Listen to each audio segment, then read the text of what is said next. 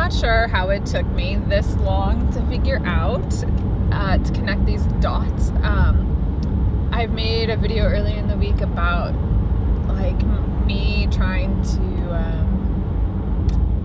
unpack my tendency to stoke up other people's emotions, and I have been aware of that for a year or two. I don't think this is a very surface level understanding, I suppose. And it just dawned on me this week that that's why some certain people bother me more. Like, I guess I knew this. I just never thought to apply it to Rachel. So I had this big aha moment there. And then with my horse search, I've really been on this, like, it's a tiny roller coaster, but it's a roller coaster where I'll, like, think I've made a decision about something, and then something else will pop into my mind or into the forefront of, like, my physical being, and I'll be like, no, I don't know how I feel about that. And then sometimes things will change to, like, something external. And so then that just, like, it's caused me a lot of confusion. And every time I feel like I've started to grasp clarity, I start to lose the clarity. And what it dawned on me in the so there was a specific incident that led up to this, which was that through no fault of their own, the horses that a couple of the horses that I wanted to go see, I can't go see for 3 or 4 weeks. It's just bad luck, bad timing. It has nothing. It's not those people's fault. That's for damn sure. They'd love to sell me one of those horses. But they just been bad luck. So and of course those are the ones that I'm most interested in, because I know they're going to be the least screwed up. And so then that kind of started me, like, on a little downward spiral. I mean, I think, one, I just was feeling frustrated, and sad, and, underneath that, just a little bit, like, I had a word for it, but, I mean, now the only thing that's coming to my mind is lost. Like, I just was feeling, hopeless, I guess, that, like, this isn't working out. And then that sort of set me into a very short period of time where I had like an hour of a spiral,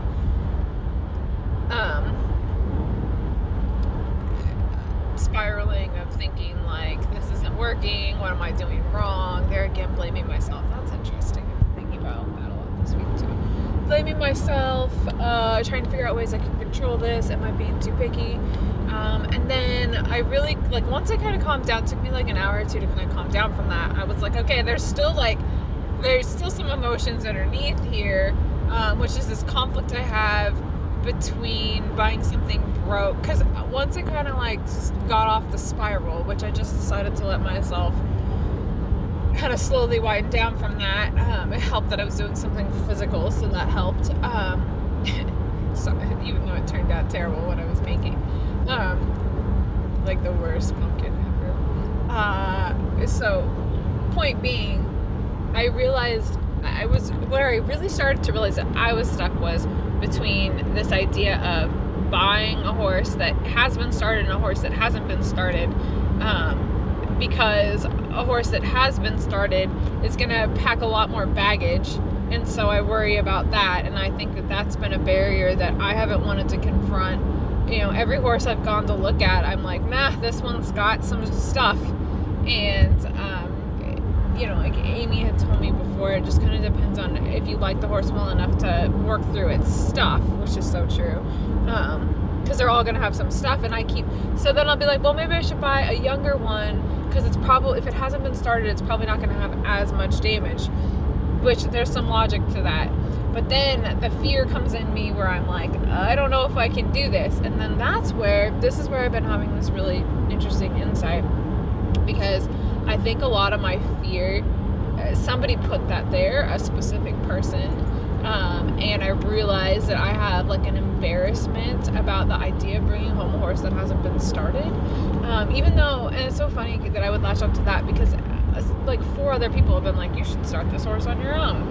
I still can't quite, like, believe that I have that skill, so there's clearly a confidence issue in there.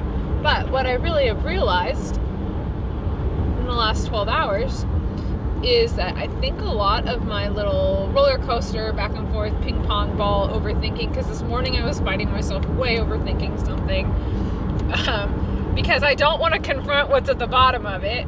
Although I was finally able to at least allow that feeling to rise to the surface. What I've realized is I'm having a really hard time figuring out whose feelings are what in this horse shopping situation. Like, literally, I cannot tell my feelings in the horse shopping situation apart from Amy's, apart from Christine's, apart from Tamara's, apart from Krista's. And the more time I spend with that person, the stronger that's true. So I see Krista quite a bit more than I see those other people, and I talk to Amy the absolute most of all of those people. So those are the people whose emotions about this are really getting like swirled up into my feelings. And that's why I started this by talking about how I didn't realize how much I've known I've been soaking up other people's emotions, but I think it's just this week that I've realized how like a whole nother level that this is affecting me. And then it dawned on me this morning, it's like, well, fuck, no wonder I have trouble making decisions with like big life decisions. I've done that. See, I also did an activity at work yesterday that highlighted this for me. I have always had trouble making big life decisions and following my intuition, which the funny thing is it makes complete sense that I would come to this conclusion, because I read that book in April and I've been trying to follow my intuition ever since then. And it turns out my intuition is very hidden from me. And I think it's partially because my parents trained me to shut down my own emotions. And I think it's largely because I can't tell other people's emotions from my own. So, and those two things go hand in hand. They're part of each other. And so no wonder I am having a hard time figuring out what it is I want for a horse. And two, figuring out, because the other thing I was thinking about, like, I got asked, why do I teach? And it's a question I can't really answer efficiently. I mean, my gut instinct was because it pays my bills and, like, I'm decent at it. There wasn't, like, a good reason why. And it really and I remember how hard that decision was for me. And I always have a hard time with all these decisions. And it's just dawned on me today that it's because I can't tell when I'm feeling my emotions or somebody else's emotions. And I suspect my emotions are typically so shoved down that I can't, they're pretty far away. So this whole time, my whole life, the last 38 and a half years, I've been feeling other people's emotions and mistaking them for my own. And then I make a decision and I wonder why I was unhappy with the decision, and then I think I'm not happy. It's because I've never been able to feel my own emotions, and I've never, they're so far removed from my consciousness.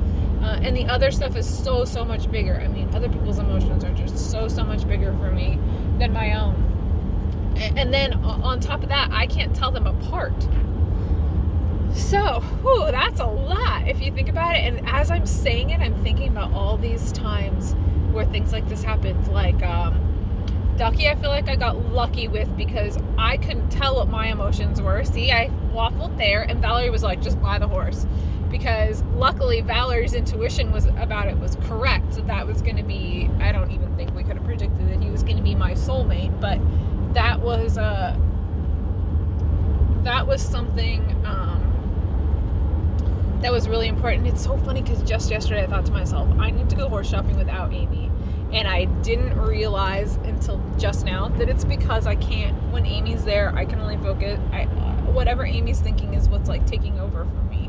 And she doesn't even have to say it out loud, which is a problem. That's not Amy's fault. That's in me. In Junebug, there's another horse that I got excited because other people was excited, but I didn't feel great about that horse. And I never was happy with that horse. And I did it because other people thought it was the best idea, and I let myself get excited about it. I could track that to like so many different decisions in my life. It's so hard. I mean, I can't even imagine.